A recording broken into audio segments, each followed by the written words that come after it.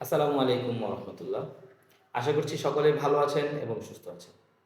গত ক্লাসে আমরা শিখেছিলাম ওয়াজিব গুন্না সম্পর্কে।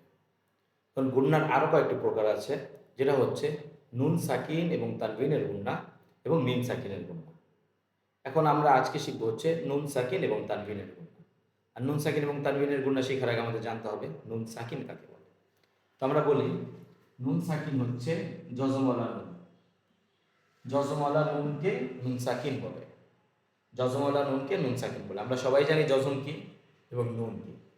এখন নুনের উপর যদি কখনো যজম থাকে সেটাকে বলা হয় নুন সাকিন। আর তানভিন কি সেটা আপনারা জানেন, দুই জবর, দুই জের এবং দুই পেশ, এটাকে তানভিন বলে। তো আমরা জেনে নিলাম নুন সাকিন এবং তানভিন কাকে বলে। নুন সাকিন যজমওয়ালা নুনকে বলে, তানভিন বলা হয় দুই জবর, দুই জের এবং দুই পেশকে।